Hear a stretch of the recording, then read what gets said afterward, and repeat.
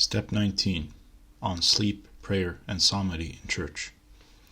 Sleep is a certain condition of nature, a representation of death, a numbing of the senses. Sleep is singular, but, like a passion, its causes and occurrences are manifold.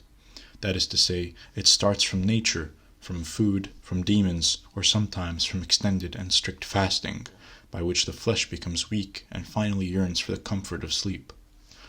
Just as extended drinking is a custom of habit, so too from habit comes oversleeping, so we must contend with the matter of sleep, most particularly in the easygoing days of obedience, because a habit which is deeply entrenched is difficult to treat.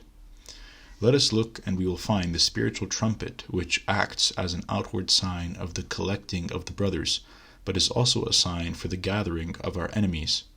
Indeed, there will be some of them who will be present at our bedside.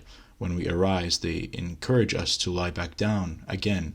Hold on, they say, until the initial hymns are concluded. Then you should go to church. Others plunge those present at prayer into sleep. Some create sharp, bizarre pains in the belly. Others encourage us to talk in the church. Some incite the mind to bad thoughts. Others encourage us to rest against the wall as if we were worn out. At times they entangle us in bouts of yawning. Some of them produce waves of giggling during the time of prayer, with the aim of inciting anger of God against us. Some compel us to rush through the readings or singing, simply from indolence. Others indicate that we should say more slowly for the enjoyment of it. And at times they sit right on our mouths and close them, so that we are hardly able to open them at all. However, the one who understands that he is standing in the presence of God will be like a post at the time of prayer. He will pray with profound emotions, and none of the previous mentioned demons will give him trouble. The truly obedient man often, without warning, becomes radiant and lifted up during prayer. This contestant was readied and warmed before by his heartfelt service. Everyone is able to pray with a congregation. For many it is helpful to pray with just one other companion. Prayer in solitude is possible for only a few. When singing with many people, it is not possible to pray a voiceless prayer of the Spirit. Still, your mind should be attentive in pondering the words being read or chanted, or you should repeat a certain prayer while you are waiting for the next verse to be chanted. It is not fitting for anyone to start doing any alternative work, or rather engage in a diversion during prayer, for the angel who accompanied Antony the Great instructed him on this clearly. In the same manner that a furnace tries gold, so also the exercise of prayer tries the monk's enthusiasm and love for God. An honorable work, the one who makes it his own draws close to God and drives out the demons. Step 20.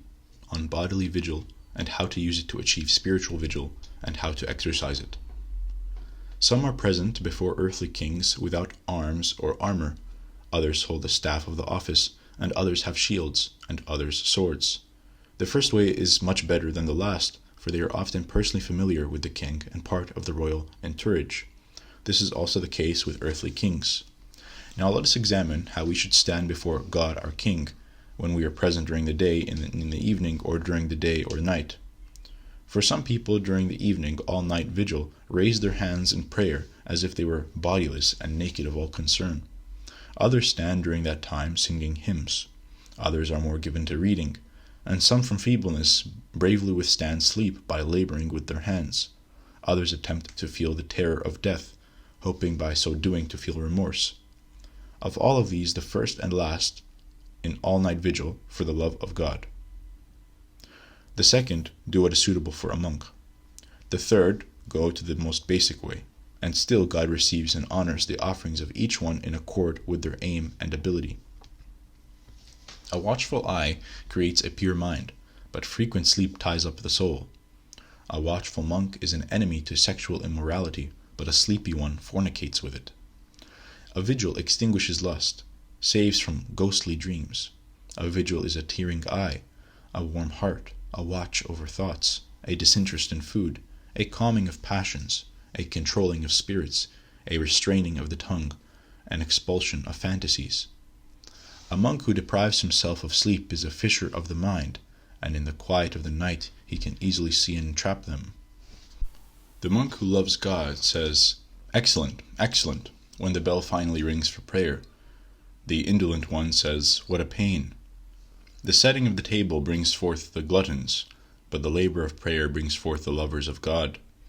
The first prance on beholding the table, but the latter frown. Extending sleep creates forgetfulness, but a vigil cleanses the memory. The profit of the farmer is collected on the threshing floor and with the winepress, but the profit and the wisdom of the monk is collected during the evenings and the night time when present at prayer and active in spiritual work. Extended sleep is an unrighteous ally. It plunders the indolent of half their life, and maybe more.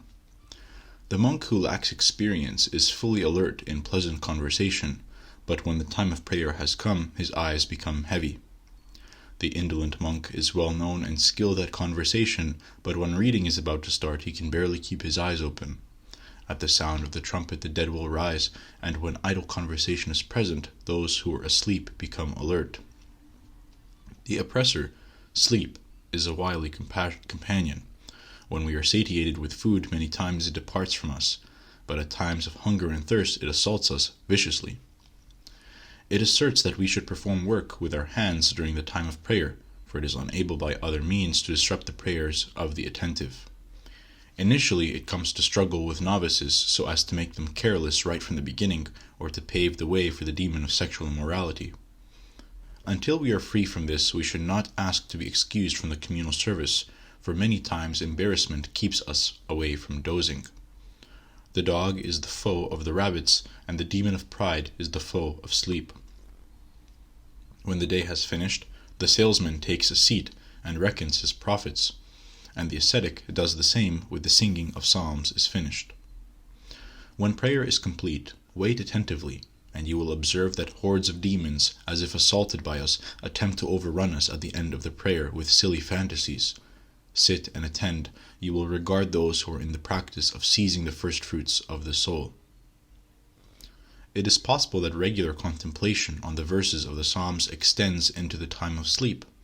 It may happen that the demons lodge these passages into our mind so as to lead us to vainglory. I would not have spoken about the third instance if someone had not compelled me to do so. The soul which has been engaged the entire day without stopping, with the word of the Lord will love to be involved with it, and when asleep as well. For this second grace is, in a particular way, a prize for the first, and aids us in keeping away from various falls and fantasies. Step 20. He who has ascended to it has brought light into his heart.